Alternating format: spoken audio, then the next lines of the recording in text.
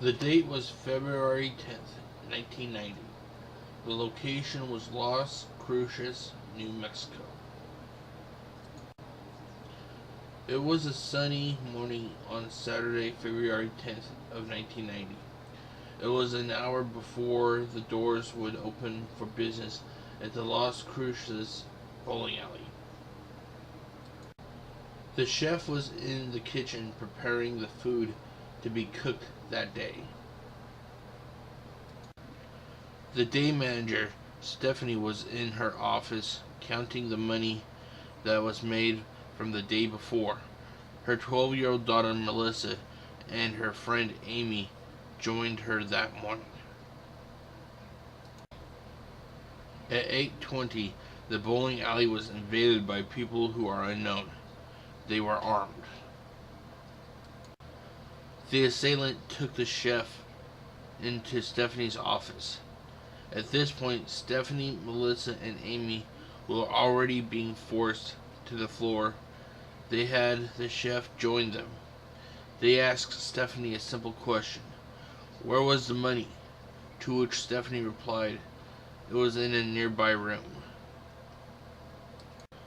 The head criminal ordered Stephanie to unlock the door for them, to which she complied. Once she opened the door, they forced her back to the group on the floor. The second gunman took a reported $4,000. He told the terrified group to put their heads down.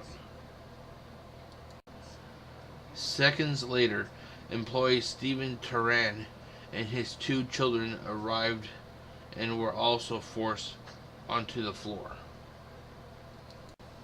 Without warning, the criminal opened fire on the crowd of workers and children. The gunman shot each person in the head. One of the people who was still alive was able to call 911 for help. Stephen, his 2 children, and Melissa's friend Amy were all killed. Stephanie, Melissa, and the cook were all able to survive the horrific event. According to Captain Fred Rubio of the Las Cruces Police Department, the officers combed the area, and they were lucky to come up with a couple witnesses who were able to give a couple fairly good composite sketches. One of the witnesses was Stephanie's own brother, who for his protection is being called Michael. He reported that he was pulling up to the back of the bowling alley and he saw 2 Hispanic gentlemen. Michael continues on saying that one of the criminals gave the other a briefcase, that he then looked in it. This is when they saw Michael. They closed the briefcase and continued on their way. Based on the witnesses, these are the sketches that the police were able to produce. Suspect 1 is Hispanic, 5'10", 170 pounds, and has no Spanish accent. Suspect number 2 is also Hispanic, 5'7", 140 pounds, and has a slight accent. If you have any information, please contact your local police department or go to www.unsolved.com. The final thought is just my opinion about what could have happened in the case you just watched. The final thought isn't meant to be taken as exact proof. Okay, this is the time of the final thought. Murder is always a serious crime. However, it's made even worse when the people responsible are still free to roam the streets 27 plus years later. The more and more I review this case, I can't help but think that there are 2 possible scenarios. Scenario number 1. This is the scenario that I think happened. I personally think that either one or both of the criminals worked at the bowling alley. Here's why I believe this. Normally, before business opens each day, the doors are always locked. It was said in this episode that it was an hour before they opened for the day. With that said, the doors would have been locked. That means if the doors were locked and the criminals got inside, that means they must have had a key.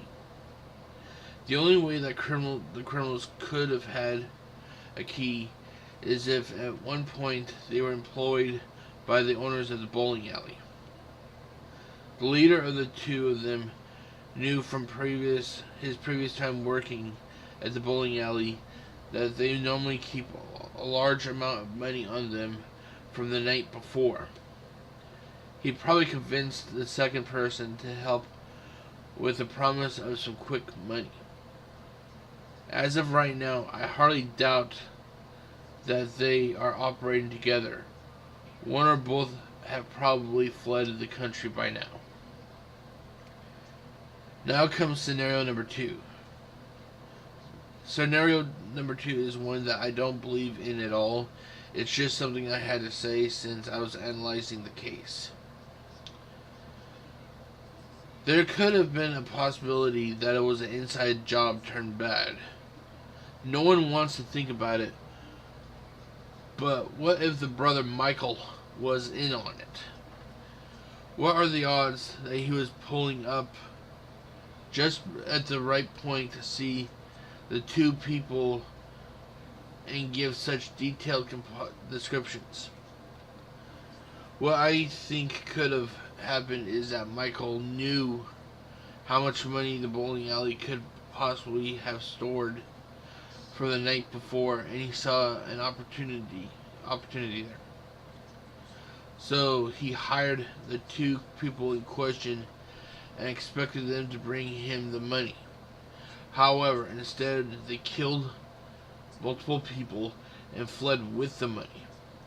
Michael couldn't say anything without exposing himself, so he just remained quiet. Then again, these are just my ideas of what could have happened. They aren't meant to be taken as fact. I just want to thank everybody who's been watching these videos over the last few weeks since I've come back for summer break. I know that when I produce these, it's not on a regular basis, so basically, viewership does fall off. But to those people who do wait patiently between breaks and stuff for me to record these cases, I just want to say thank you, and it means a lot to me. Good night, everyone. Update. Sadly, this case remains unsolved. Since the murders, the bowling alley was sold and first renamed to Sun Lanes and then later to 10 Penn Alley. Sadly, the suspects have yet to be identified or brought to justice. The manager of the bowling alley, who was one of the people shot, Stephanie Senac, she sadly passed away in 1999. Next time on Final Thought Unsolved Mysteries.